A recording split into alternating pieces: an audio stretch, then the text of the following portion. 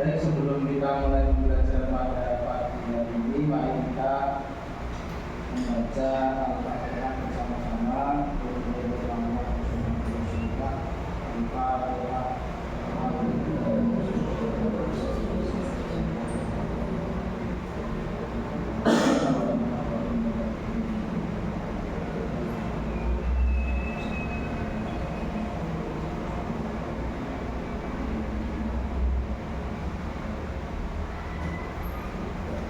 Kemarin bahasanya apa?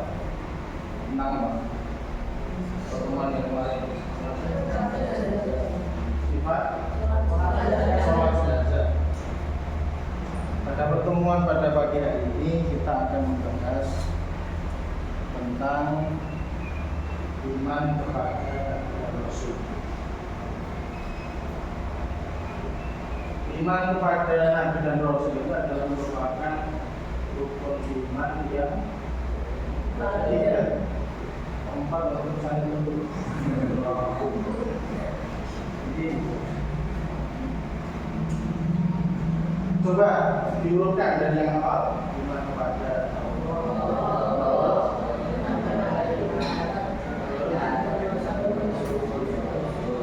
terus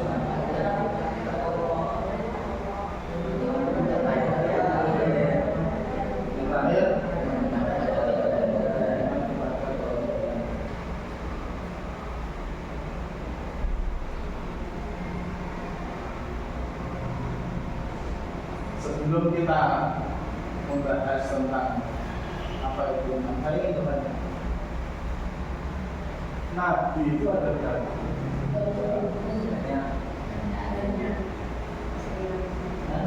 Ada yang tahu nggak jumlah Nabi? Hah?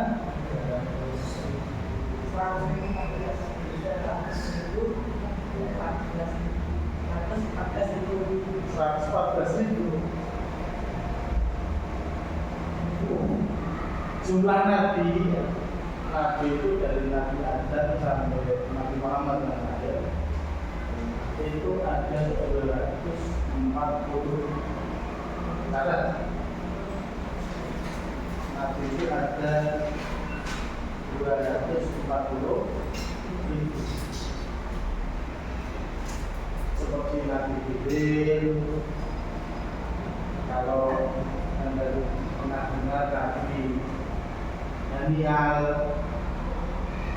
itu Nabi itu 240.000 juga.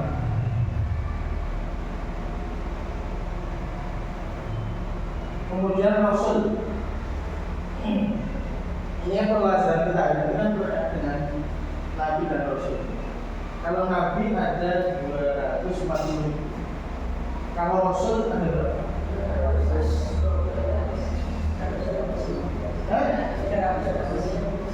315.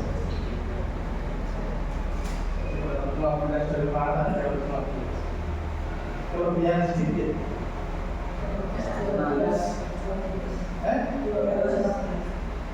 Kurang. Salah. Kelebihan 330. Itu Rasul. Itu jumlah Rasul itu ada 303. Tapi yang wajib kita imani, yang wajib kita ketahui itu ada berapa? 2. Nah, kembali ke sini. Apa itu pengertian dari iman kepada Nabi dan Rasul? Coba kita lihat. Pengertian dari iman kepada Nabi dan Rasul adalah meyakini dengan sepenuh hati, mengikrarkan dengan lisan, dan membuktikan dengan perbuatan bahwa Allah Subhanahu wa Ta'ala telah mengutus orang-orang pilihan sebagai pembawa wahyu dan petunjuk bagi umat manusia. Meyakini dengan sepenuh hati, mengikrarkan dengan lisan, dan membuktikan dengan perbuatan bahwa Allah telah mengutus orang-orang pilihan sebagai pembawa wahyu dan petunjuk bagi seluruh manusia. Itu pengertian dari iman kepada Nabi. Karena manusia itu tidak semuanya benar, tidak sebelah. Ketika manusia itu terjerumus dalam kedoliman, maka diutuslah seorang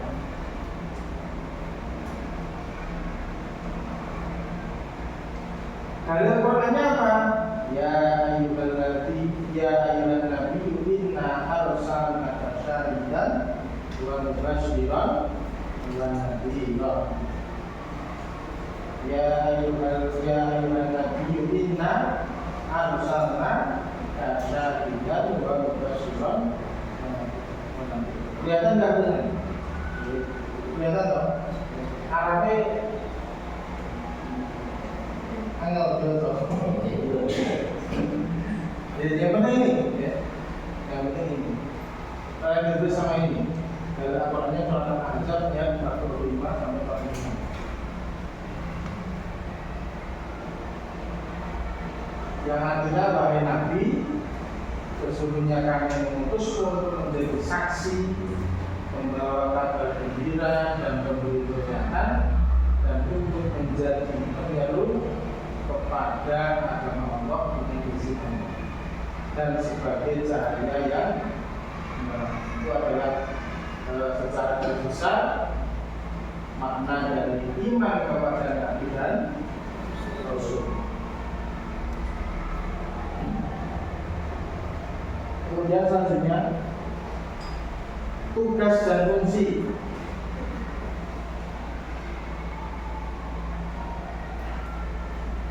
Tugas dan fungsi Nabi dan Rasul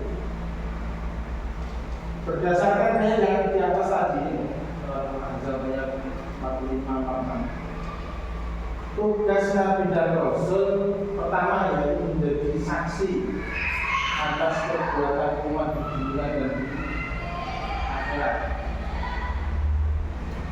Menjadi saksi atas perbuatan umat manusia di dunia dan di akhirat. Kemudian yang kedua yaitu adalah pembawa kabar gembira, itu memberikan kabar baik tentang pahala dan surga bagi orang-orang beriman dan taat.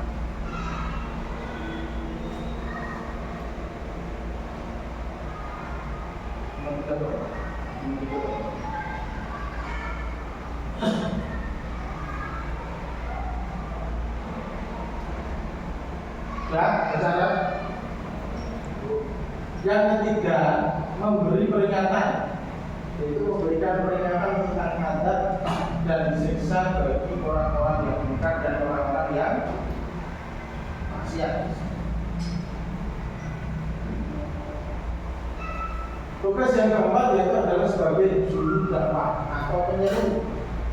Bahasa itu adalah penyeru, mengajak manusia untuk beriman, beribadah, dan menyembah kepada Allah Subhanahu wa Ta'ala. Ini dari 4, secara garis besar 4 tugas Nabi dan Rasul. Tapi dari 4 ini lebih spesifik ke tugas Rasul. Lebih spesifik ke tugas Rasul. Rasul itu artinya utus. Bedanya apa Nabi dan Rasul?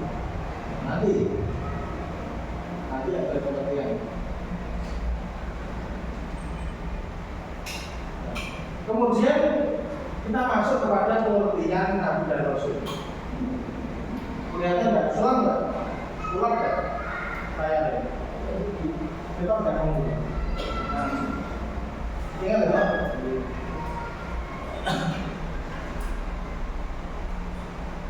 Siapa itu Nabi dan Rasul? Nabi adalah orang laki-laki, seorang laki-laki. Jadi tidak ada ya Nabi itu perempuan. Nah, kalau misalnya itu tidak ada Nabi itu seorang perempuan.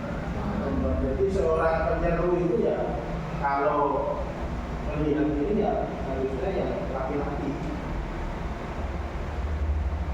Nabi, siapa Nabi? Nabi adalah seorang laki-laki yang menerima wahyu dari Allah untuk dirinya sendiri dan disampaikan kepada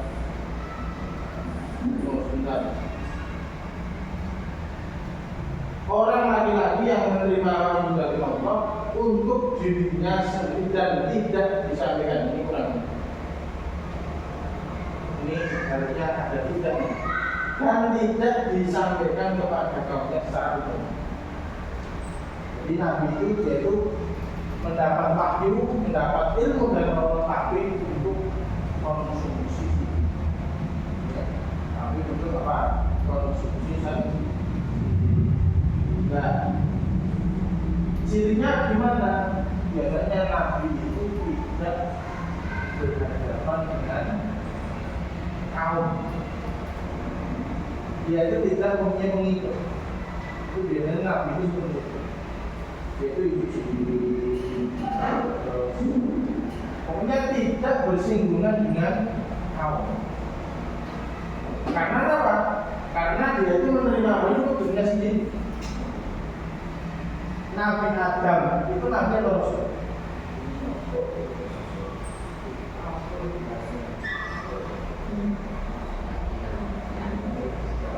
Nabi Adam itu Nabi atau Rasul? Rasul dari mana?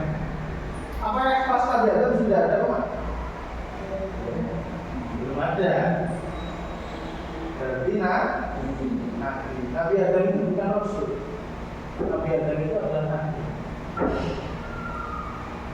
Nabi Idris itu juga bukan Rasul. Karena apa? Nabi Idris itu diangkat ke surga, tidak sempat berhubungan bertatap muka dengan kaum. Ulama sepakat bahwa periode Rasul itu dimulai dari Nabi Adam, Idris, itu periode pertama dimulainya Rasul. Karena apa? Nabi Nuh sudah mulai berhadapan dengan kaum. Ceritanya sudah pada mendengar Nabi Nuh disuruh sama Allah buat kapal. Kemudian oleh kaumnya itu kapalnya itu disingin, diejek oleh kaumnya. Ini kok orang gila ya? Masa musim kemarau kan membuat kapal itu buat apa? Ibaratnya kalau sampean gawe layangan pas sayap dan gitu. Ternyata ada skenario dari Allah yang disiapkan untuk tadi. Itu makanya ulama sepakat bahwa periode kerasulan itu dimulai dari Nabi itu dapat 950 tahun hanya berapa pengikut? 10 kalau tidak salah. Yang mendapat 10 atau berapa ya? Pengikut itu dapatnya 950 tahun.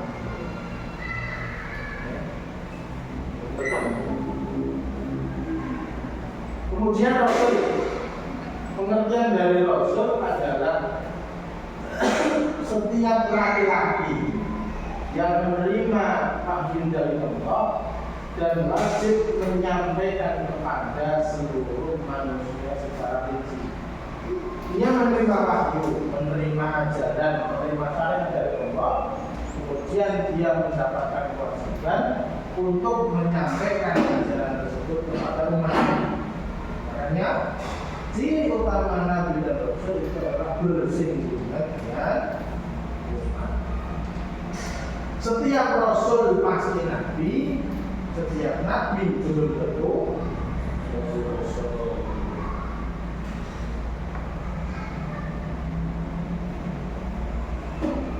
Ada nggak Nabi yang sampai sekarang itu masih hidup? Siapa? Nabi Idris, terus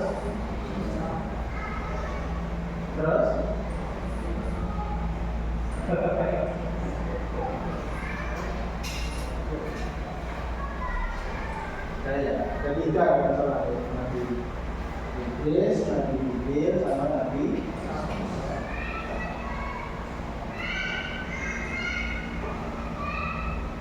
terus lanjut. Perbedaan Nabi dan Rasul ini sudah ini sudah ada 124 ribu. Tadi saya kira berapa? 124 ribu ya. Kalau jumlah Rasul itu benar 313. Ini sesuai dengan jumlah dari sahabat Badar. Orang yang saya dalam perang Badar itu 313. 124 ribu dan 240 ribu. Nah, oke, perbedaan Nabi dan Rasul ini menerima wahyu juga sendiri. Syariat baru boleh tidak ada, makanya tidak wajib yang syariat. Dan jumlahnya 124 ribu. Terus Rasul menerima wahyu untuk disampaikan, membawa syariat baru. Kemudian jumlahnya ada 300. Biasanya Rasul itu ada yang Rasul itu syariatnya itu menasih membatalkan syarat Nabi sebelumnya. Contoh Nabi Musa itu nanti ketika Nabi Musa diganti dengan syariatnya Nabi Musa.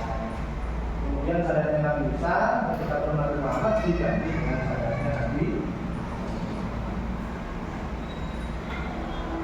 Nah ini saya jelas ya perbedaan Nabi dan Rasul secara garis besar berhubungan dengan umat atau kemudian jumlah Nabi dan Rasul yang wajib diketahui ada 25. Ini wajib untuk mukallafin setiap orang Muslim harus hafal. Ini hafal nggak? Ada yang hafal nggak? Pernah KPA di rumah? Idris no,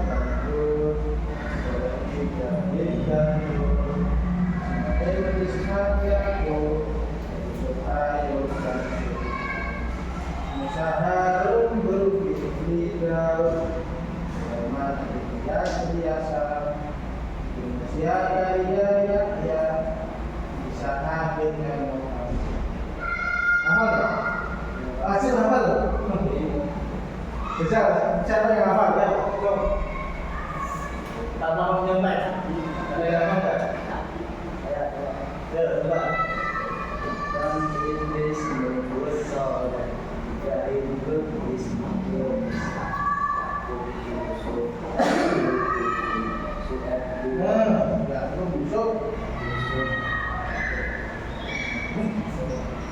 Surat mau Yakub Yusuf ayo se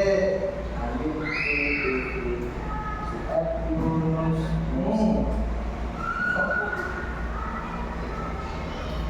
karena baik lagi Musa Harun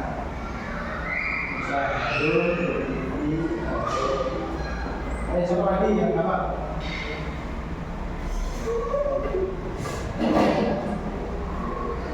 Sekarang siapa? Masa nggak ada loh 25 nabi itu 25 nabi dan rasul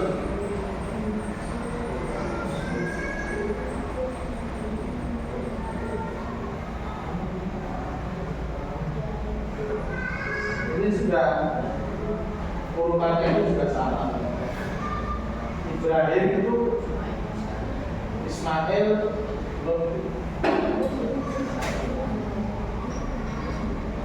Saya aku Yusuf Ayub Suhaib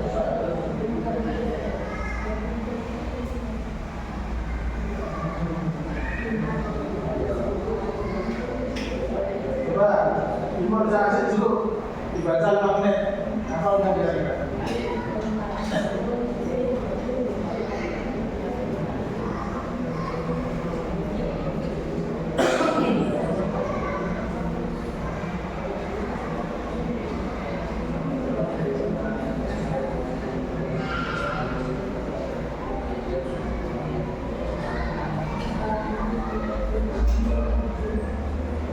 Urutannya ini loh.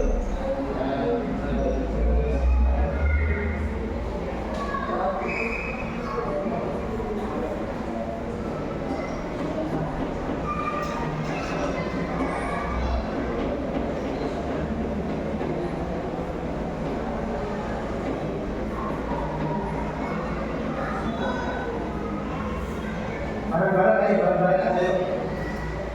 1, 2, 3. Ada iblis ngobrol soleh, Nabi Yusuf, Ismail, Ishak, Yakub, Yusuf, Ayub, Syuaib, Musa, Harun, Zulkifli, Daud, Sulaiman, Ilyas, Ilyasa, Yunus, Zakaria, Yahya, Isa, Muhammad. Dapat Sapi. Sapi. Baca lagi. Ada iblis ngobrol soleh, Ibrahim, Ismail, Ishak, Yakub, Yusuf, Ayub, Syuaib, Musa, Harun, Zulkifli, Daud, Sulaiman, Ilyas, Ilyasa, Zakaria, Yunus, Zakaria, Yahya, Isa, Muhammad. Ya. Ada iblis ngobrol soleh, Ibrahim, Ismail, Ishak, Yakub, Yusuf, Ayub, Syuaib, Musa, Harun, Zulkifli, Syuaib, Musa, Harun, Ya. Daud, Sulaiman, Daud, Sulaiman, Ilyas, Ilyasa, Yunus, Zakaria, Yahya, Isa. Ayo, amin. Sting, putri nanti. Ayo. Hah? Apa? Ya, lagi. Riwayat.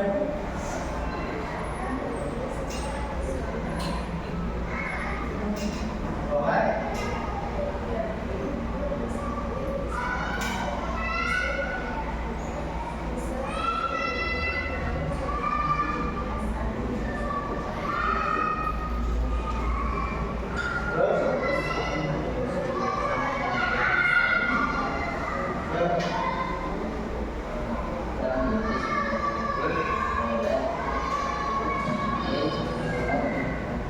Ibrahim dulu.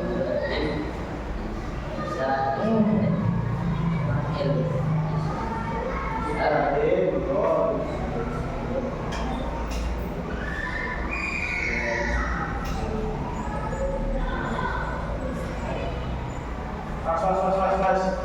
Tiap hari sih. Tiap hari ya. Wajib itu loh. Ya, wajib. Ada 25. Makanya kalau sampai nggak hafal ya berarti tidak memenuhi kriteria rukun iman. Tapi harus hafal.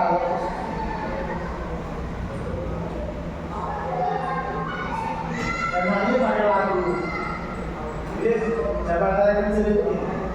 Tapi semua Ismail, Ishak, Yakub, Yusuf, Ayub, Musa, Harun, Zulkifli, Daud, Sulaiman, Ilyas, Ilyasa, Yunus, Zakaria, Yahya, Isa, Muhammad. Kalau laki-laki enak, kali kan berapa kan bisa pikir deh. Lot, Ismail. Oh, lanjut ya. Nah, dari setiap nabi tadi itu mempunyai sifat.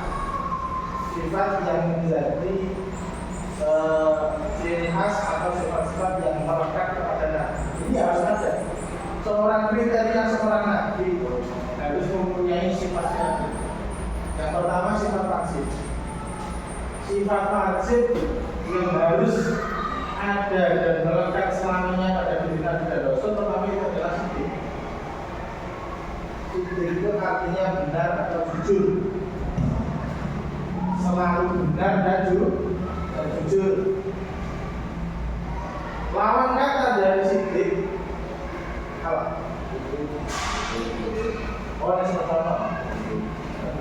Lawan katanya itu ya, sifat wajib dan sifat mustahil. Oke, mustahil itu apa? Tidak mungkin ada pada Nabi dan Rasul. Lawan kata dari sifat mati. Sidik lawan katanya artinya apa?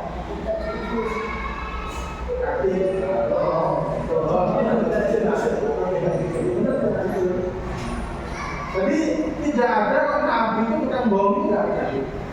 Ya. Sampai kok tidak pernah bohong, tapi sampai sudah memiliki satu sifat dari Nabi dan Rasul. Itu sifat itu namanya pernah bohong. Saya kira pernah semua ya. Soalnya kalau orang itu nggak pernah bohong berarti jadi Nabi atau Rasul, gitu. Karena di dunia ini tidak ada orang yang selalu mengatakan itu juga, tapi pernah kita sengaja terus. Oke, yang kedua yaitu sifat amanah. Amanah itu dapat dipercaya. Tidak ada Nabi itu yang selama itu. Jadi apa yang dia terima, ajaran yang dia terima dari Allah, wahyu yang dia terima dari Allah, itu pasti disampaikan kepada umatnya, itu Rasul. Lawan kata dari amanah adalah khianat. Khianat itu tidak dapat dipercaya.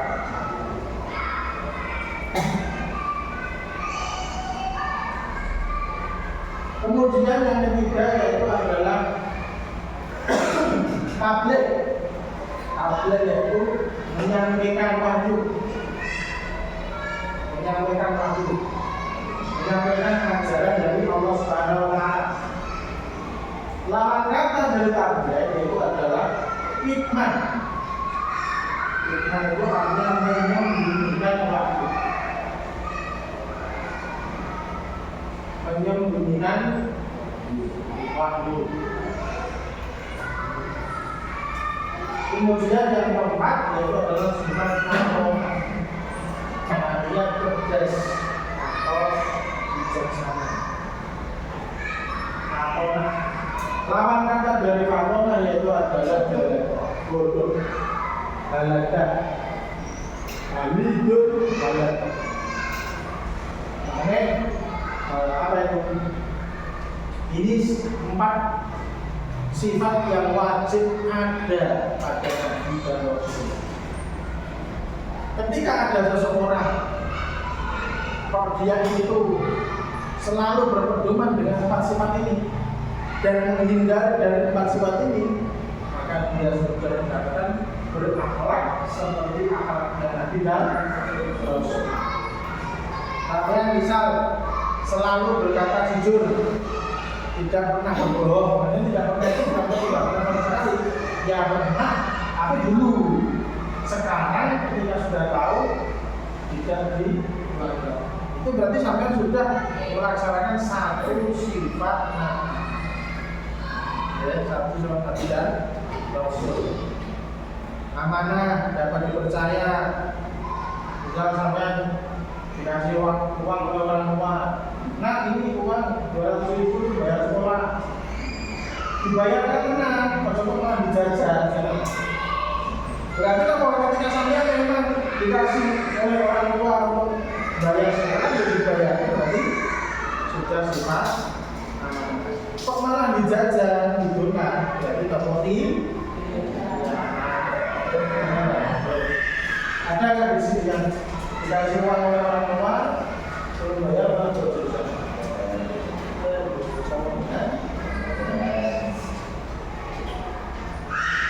Yang berkenaan ya sama.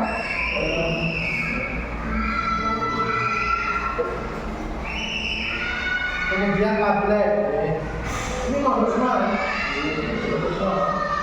Tablet menyampaikan wahyu, jadi menyampaikan wahyu itu kalau dimensikan sekarang ya, itu sampai mendapat ilmu dari sekolah di sini, kemudian mendapat ilmu dari kota Islam. Itu nanti ketika sudah terjun ke masyarakat ya, apa yang saya dapat, apa yang kamu dapat ajarkan kepada masyarakat sekitar. Tidak kepada orang-orang yang di bawah yang kecil-kecil. Kemudian yang terakhir yaitu adalah faktornya cerdas dalam arti kita itu sebagai orang muslim itu ya saya mau hanya duduk-duduk orang itu. Kan ya, ini sifat wajib dan sifat mustahil. Kemudian sifat jaiz. Sifat jaiz itu apa? Sifat kemanusiaan yang boleh ada dalam diri kita. Kalau dalam kitab itu namanya al-maqrab al-basari. Nabi itu adalah manusia biasa. Nabi itu adalah manusia biasa. Karena ketika Nabi itu manusia ya untuk makan,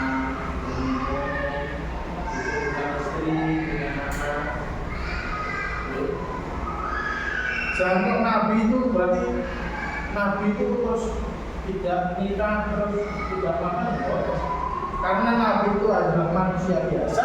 Makanya seperti halnya manusia pada umumnya, seperti halnya manusia pada kadang salah itu juga tidak apa-apa, tapi ketika Nabi dan Rasul itu salah pasti langsung digunakan oleh kaum ulama. Bedanya dengan kita itu seperti kalau manusia biasa salah itu mungkin tidak ada yang mengingatkan, gitu.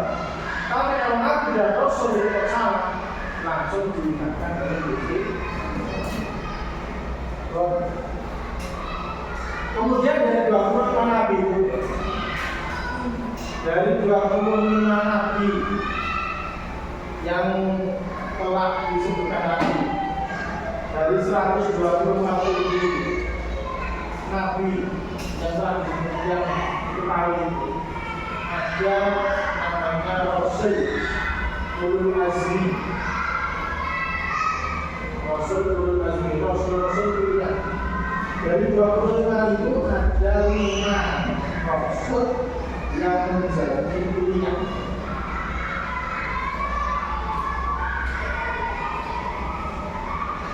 Namanya Ulul Azmi.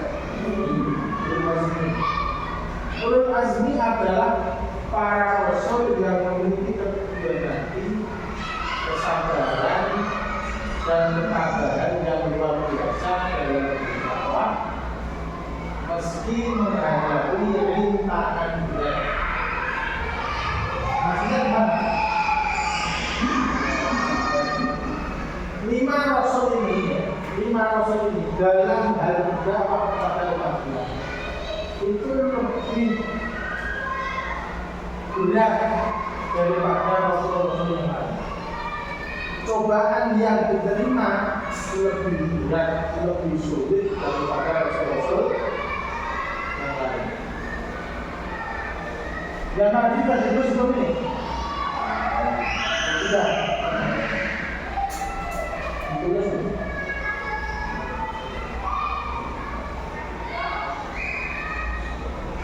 Tulis dulu, 5 itu adalah Nabi Nuh. Karena sebagai founding father dari Rasul itu adalah Nabi 950 tahun berdakwah, hanya beberapa orang yang ikut, Nabi.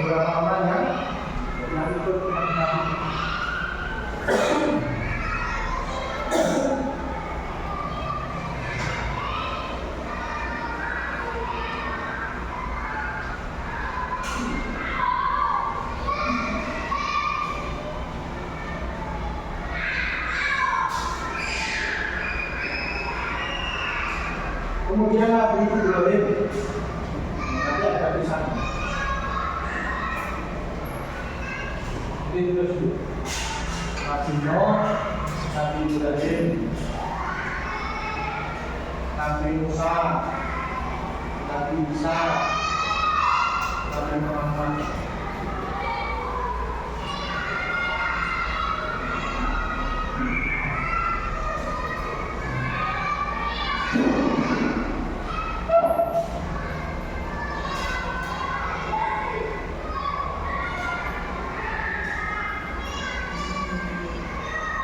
Ini punya julukan ya.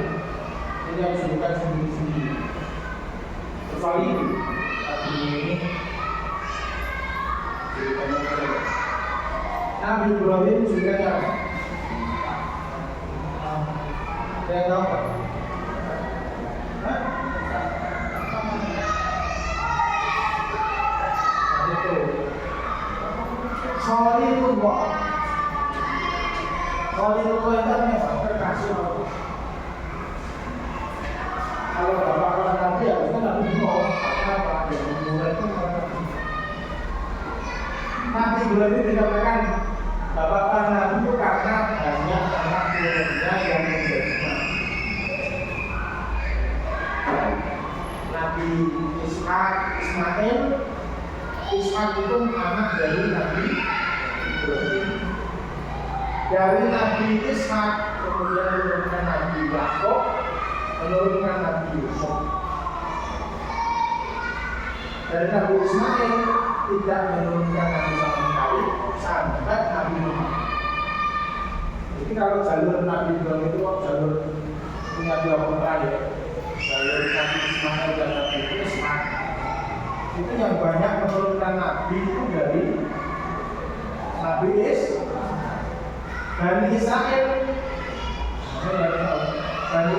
itu adalah anak turun dari Nabi Ishak, punya anak Yakub, punya anak Yusuf. Kalau Nabi Ismail itu anak turunnya itu dari Muhammad sampai terakhir Nabi Muhammad itu dari Nabi. Nah ini julukan Nabi Ibrahim adalah Khalilullah, kekasih Allah. Kemudian julukan Nabi Musa.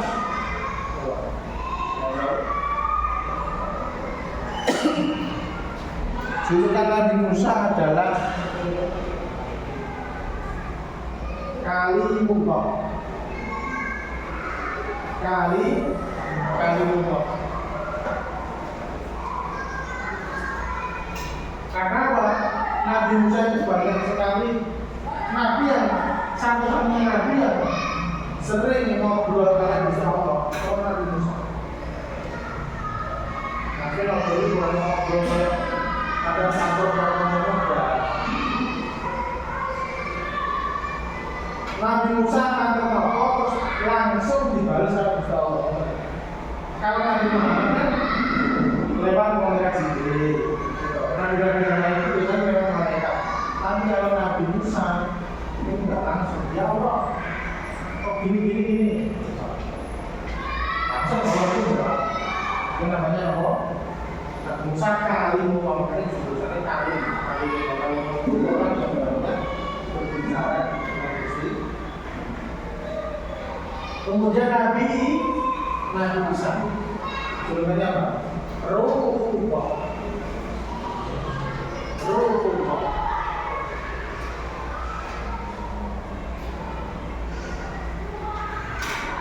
Ini kalau di dalam Kristen itu ada rukun ini. Nggak pernah dengar ya? Ruhullah. Kemudian Nabi Muhammad, kalau ada Nabi Muhammad juga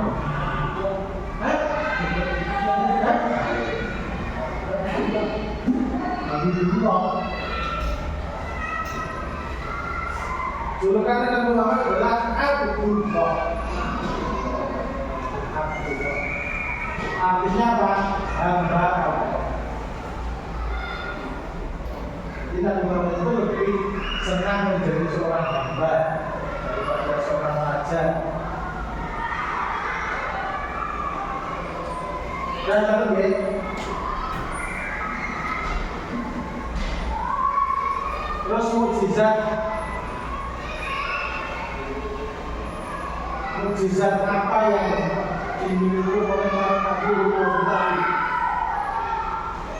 Kan ketika nabi-nabi tadi itu berdakwah dengan kaumnya, itu kan mengalami kesulitan yang sangat, mengalami kesulitan yang amat sangat. Karena oleh pengenalan dalam Gusti Allah diberi mukjizat, keistimewaan. Mukjizat itu adalah sesuatu untuk melemahkan musuh. Dari kata ijaz itu mukjiz itu artinya melemahkan. Ketika mukjizat itu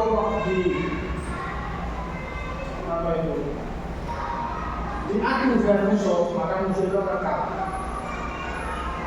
Itu namanya mukjizat. Nabi Nuh mukjizatnya apa? Membuat kapal yang besar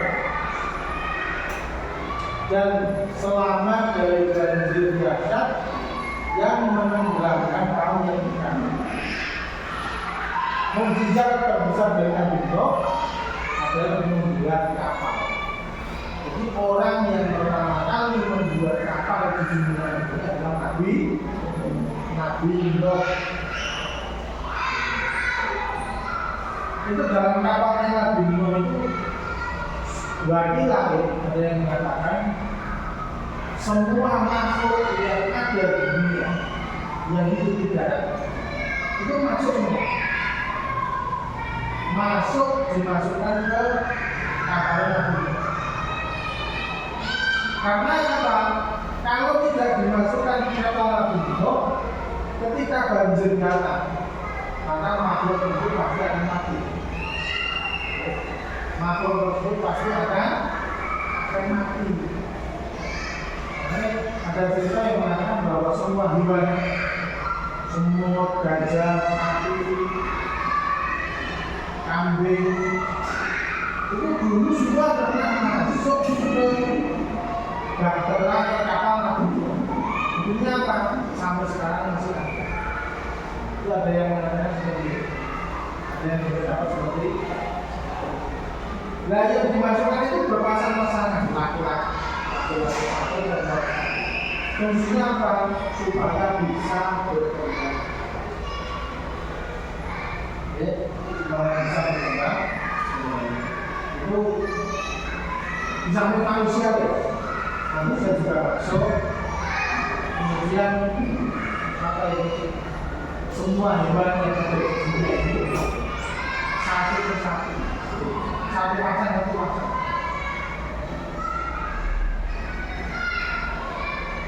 Karena ketika kejadian Nabi itu ibarat pembersihan gitu.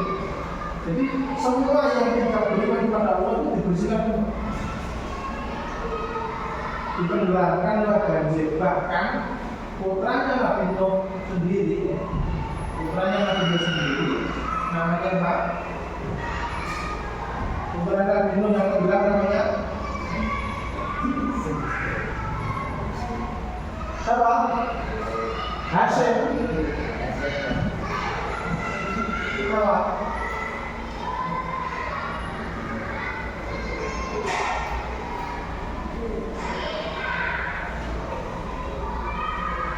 Itu tadi lawan kata dari diri.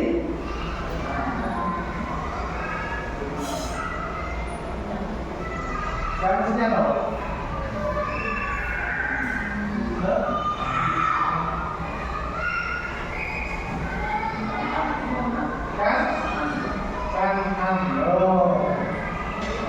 Lawan kata dari diri kan kanan. Kan? Diri gampang, betul. Putra Nabi Nuh yang tenggelam di banjir bandang adalah masuk kanan. Kalau ditambahi apa itu? Ditambahi kanan.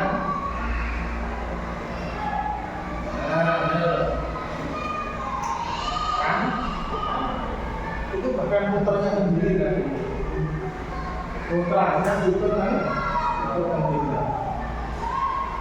Makanya kita menjamin bahwa Anda itu anaknya orang soleh, kemudian bisa menjadi soleh itu tidak menjamin. Tidak menjamin. Nabi saja putranya itu tidak. Makanya kita itu ya harus berusaha. Bukan tentang saya anaknya siapa, tidak boleh seperti itu. Tidak boleh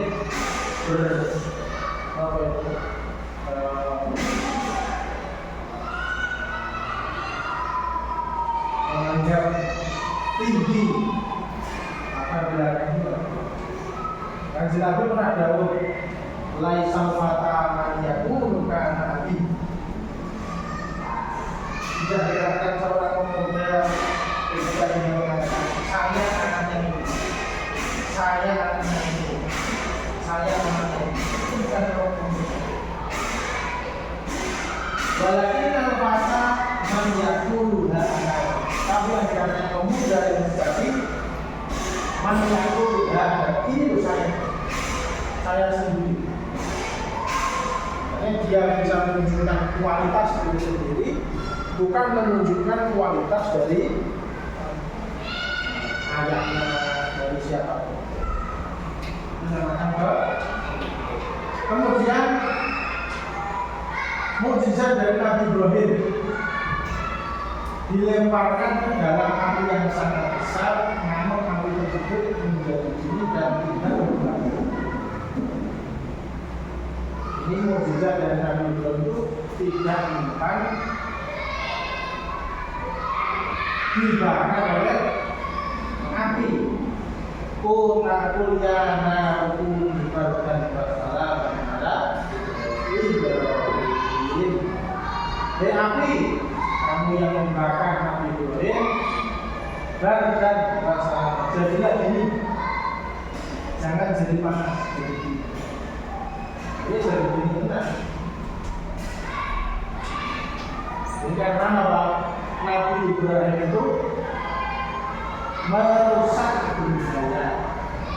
Jadi sebenarnya ini Nabi Ibrahim itu kan wabila ayahnya, wabila pokok keluarganya, wabila ayahnya itu menjadi seorang pengrajin patung. Ini Azar. Jadi pengrajin patung, kemudian patungnya itu jatuh korbannya.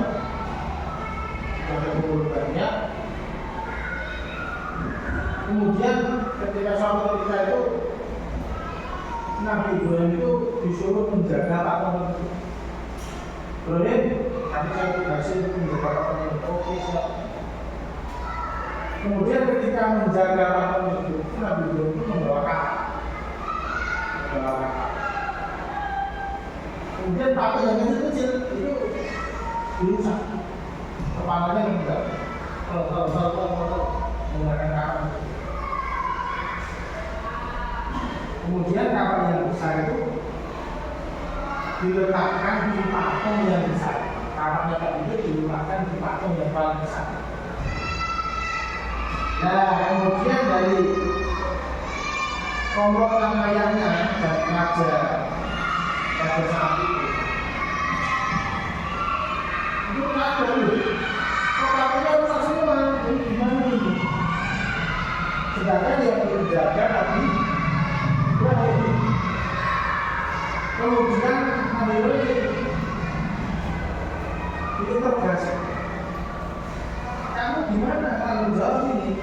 Pasti yang merusak patung ini adalah kamu, karena kamu yang ada di sini. Nabi Ibrahim jawabnya, kok tanya saya? Tanya yang pegang kapal dong. Padahal yang pegang kapal itu adalah patung yang besar. Jangan tanya saya, tanya yang pegang kapal itu. Kemudian dia yang interogasi itu kan hanya patung menyebut mana mungkin bisa suruh tanggung jawab, hanya patung kok. Ibaratnya kalau jauh-jauhnya, cuma patung-patung kok. bisa ngetoni sampe mau kayak ya mungkin mundur pantong gitu. Terus Nabi Ibrahim main ajar dulu. Kalau Anda tahu bahwa patung itu tidak bisa bergerak, kenapa Anda sembah? Kenapa Anda sujud-sujud? Kenapa Anda menyiapkan? Itu kan hanya patung berarti yang tidak bisa bergerak. Dari jawaban Nabi Ibrahim tersebut, akhirnya orang itu tidak bisa menjawab. Karena dia itu merasa kalah, akhirnya dengan sepihak yaitu menyiksa Nabi Ibrahim.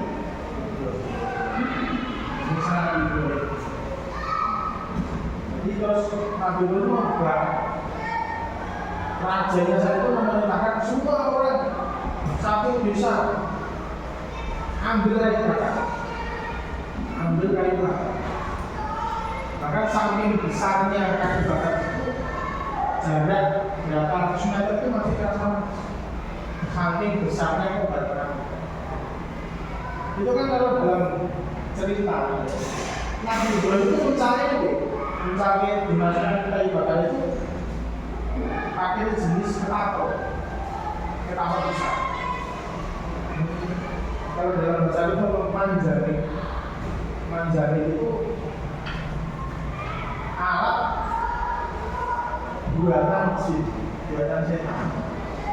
Jadi ketika mau melempar, ketika Nabi Ibrahim mau dilempar itu kan orang nggak bisa posisi berapa ratus meter itu sudah terasa panas banget Nabi.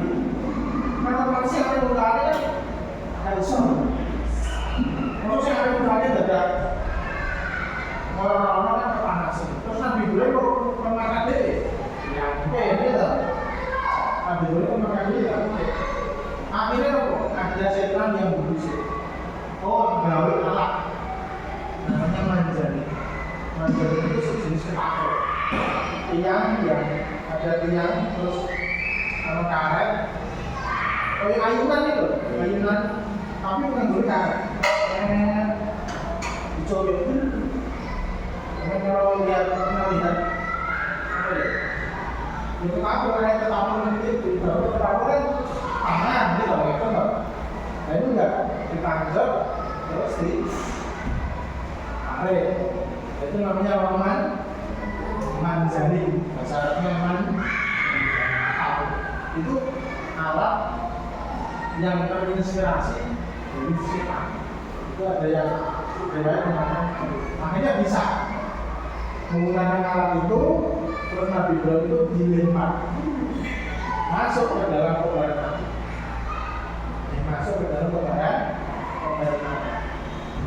Di dalam kobaran api kemudian Allah Tunayana Rukuni Barudan Bersalaman dan api kamu jadi bunyi dan jadi panas. Jadi yang terbakar ini cuma kalinya bajunya Nabi Ibrahim kita bakar, kulitnya sedikit tidak ada yang itu keistimewaan. Jadi pokok mukjizat dari Nabi, kemudian mukjizat dari Nabi Musa, yaitu berupa tongkat yang bisa membuka ular, menjadi ular dan mampu membelah planet. Ini ceritanya itu apa? Nabi Musa itu dikejar-kejar oleh Fir'aun. Sudah tahu ceritanya loh. Nabi Musa itu dikejar-kejar oleh Fir'aun. Padahal Fir'aun itu adalah bapak. Fir'aun itu adalah bapak. Jadi ketika Nabi Musa itu diasuh oleh Masyah, nah itu kan istrinya Fir'aun. Diasuh oleh Masyah itu dari kecil itu Nabi Musa itu sudah menganiaya Fir'aun. Jadi Nabi Musa kecil itu sudah menganiaya Fir'aun. Ketika masih kecil itu kan biasa, anak kecil itu dibulgar. Ketika Fir'aun gitu, itu jenggot itu jauh. Kalau Nabi Musa, jauh itu malah keras sampai ke sana. Itu Nabi Musa ya.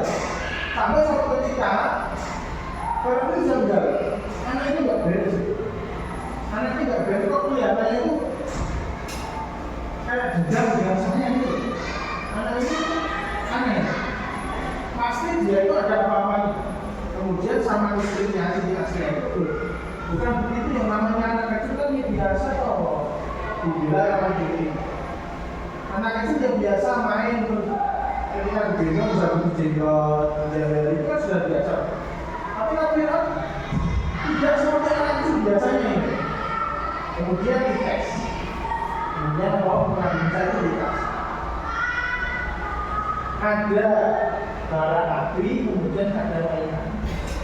Kemudian Nabi Musa itu dites ambil yang mana? Ambil yang mana? Kalau dia itu ambil yang permainan, berarti memang ini sengaja. Berarti itu sengaja untuk menyakiti dia. Tapi kok dia itu ketika Nabi Musa ambil bara api, Musa yang kecil, berarti memang itu naluri dari seorang manusia. Ternyata benar, yang diambil itu mau Nabi Musa itu mau ambil mainan, tapi sama mereka itu diarahkan ke bara api. Akhirnya benar, bara api itu dimakan. Akhirnya Nabi Musa ini celah, kalau mau cedal, orang bisa ngomongnya, melo, itu baru-baru kok gara-gara Nabi Musa itu kita kecil itu loh, namun bara api. Itu jadi belum, terus situasinya belum, benar kan? Itu murni naluri seorang bayi. Buktinya apa? Dia mungkin sesuatu yang penasaran, mainannya biasa. Kok ada merah-merahnya apa ya? Berarti murni naluri seorang.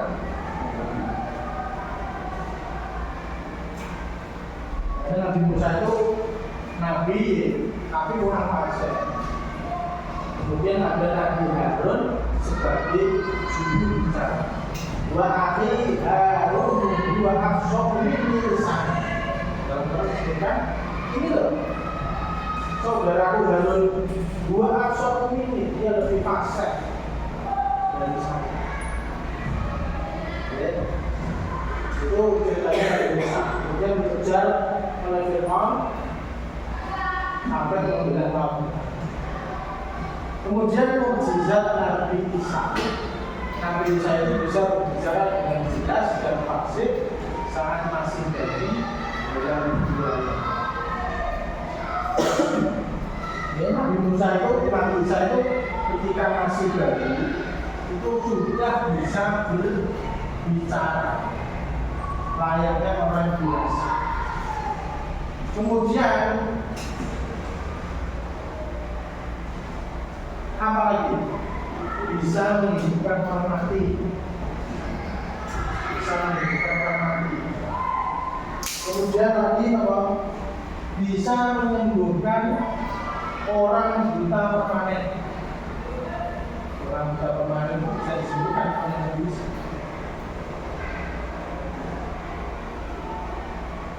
Di dunia ini ada 3 bayi. Ada 3 bayi yang pernah berbicara di waktu.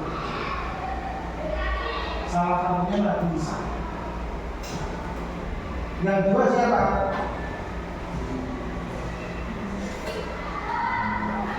Ada dalam kelas dan madrasah kelas aliyah yang dijalankan kembali di suatu Nabi dari yang berbicara ketika di salah satu Nabi